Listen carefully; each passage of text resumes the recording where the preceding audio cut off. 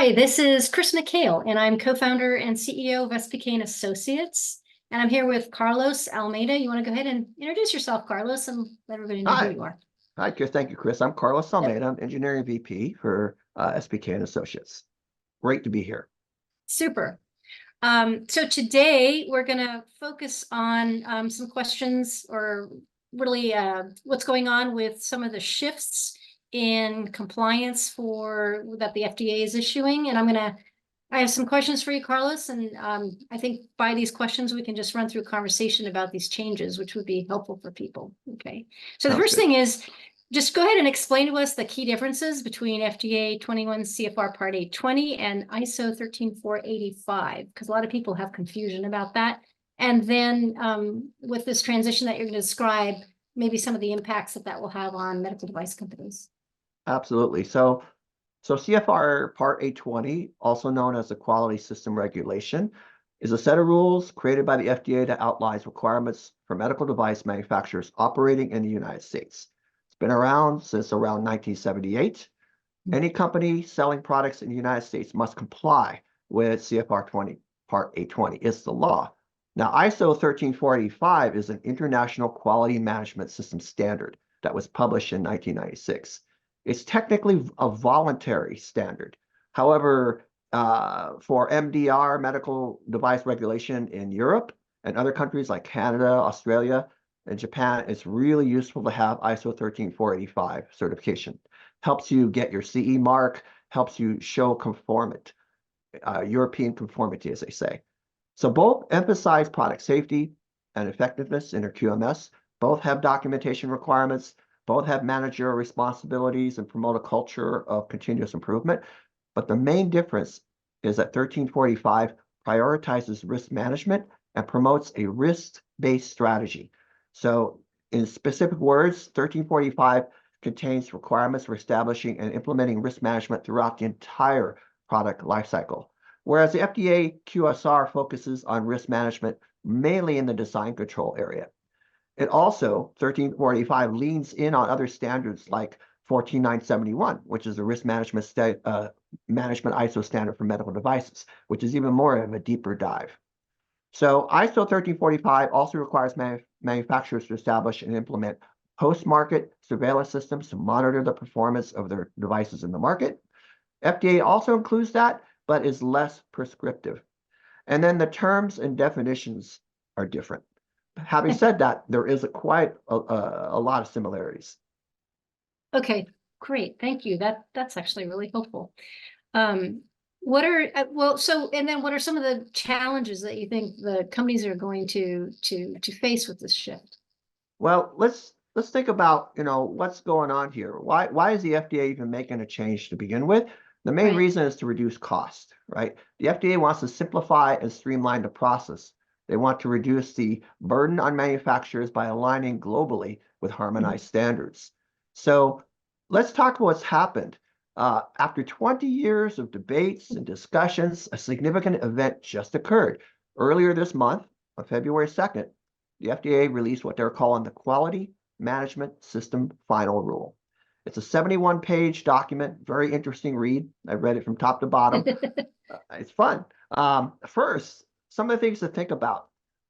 They've renamed CFR 2820 from QSR, Quality System Regulation, to now QMSR, Quality Management System Regulation. They've updated several sections, but not by writing the full chapter and verse as a self-contained standard, but they actually have pointers in it now back to the 13485 standards. They're calling it incorporation by reference. So that means you have to buy the ISO standard and have it side by side as you are going through and working the system. Also, they didn't replace, right? They didn't replace CFR 820 lock sock. They basically surgically changed it out throughout the document. So you'll have different pointers. For example, CFR 82030, which has to do with the control of records, is ripped out, replaced with a clause 425, and ISO 1345. Label and packaging is pointing to a clause over there. And there's all these references in the requirements management itself. It's a real interesting read. And if you look at it, the actual meat of the document doesn't appear until you way down the appendix area. And there's a huge section that's a whole Q&A and feedback part. I've not seen that before. It's almost most of the document. It's like questions and answers, back and forth. So it's a very interesting read. Okay. So, in a way, even though they're trying to streamline and harmonize this, it sounds like it's slightly more complicated for the medical device manufacturer. You now have two standards that you have to at least go back and forth from. Although meeting these standards now for the FDA allows you to meet what standards are required in Europe. Is that correct? I would say if you're already selling in Europe, it's easy. It's going to be, okay, right. and that's your workload should go down because you don't have to double up, etc. Right. But you're dead on. If for everyone else, you need to purchase the standard, align to it. You need to adjust your internal processes and tools. And you'll also be treated to what I call a bunch of fun on terminization harmonization, right? So they change things around.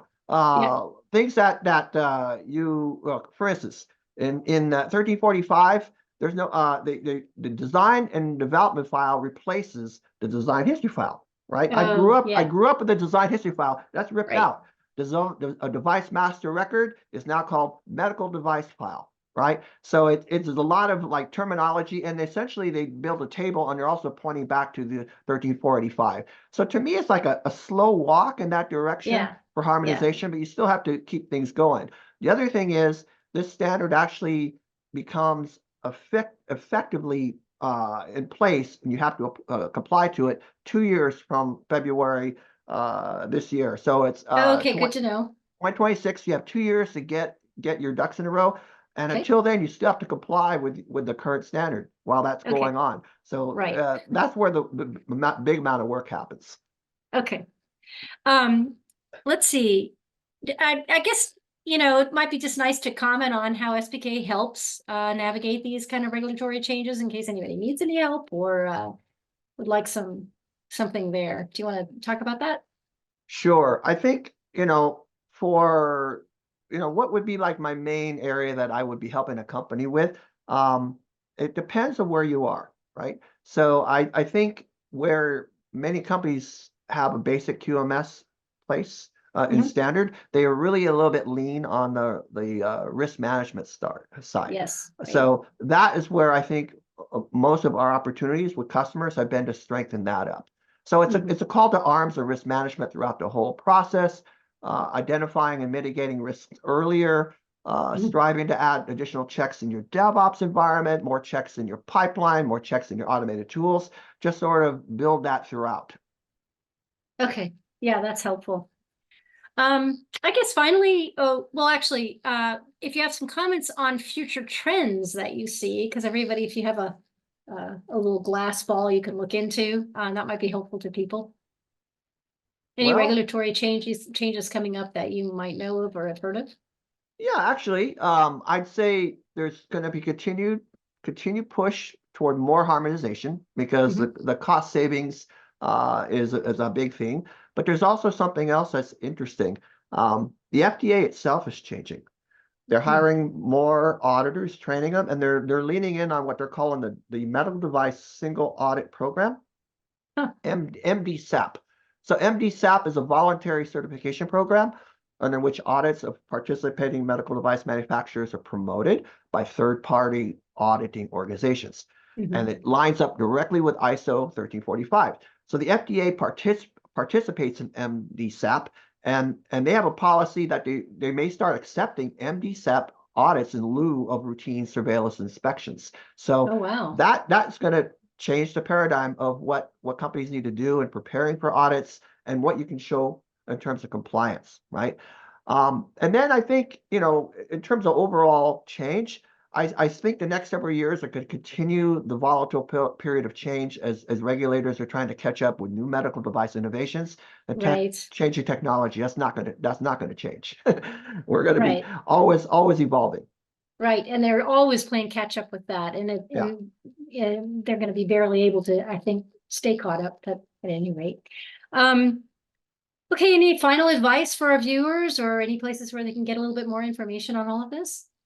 Oh, absolutely. Well, first of all, you definitely can reach out to SPK, Mhm. and we could help you. And we've done that with many, many customers, from the big Fortune 500 customers to the smaller two-man shops that are coming Mhm. up with an initial idea.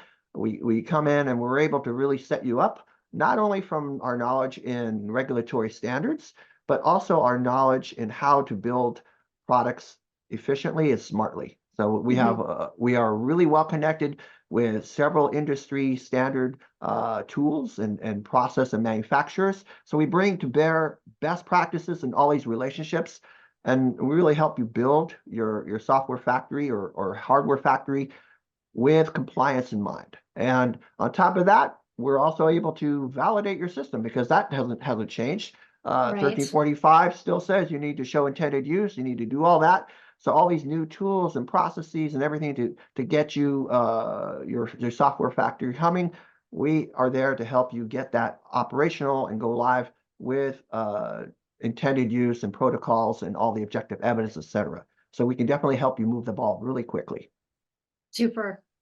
Carlos, thank you. As usual, you are a wealth of knowledge when it comes to this area, and I'm sure that this information is going to be helpful for the people that are out there that are listening and viewing. If anybody has any questions or just wants to have a conversation, please do reach out to us.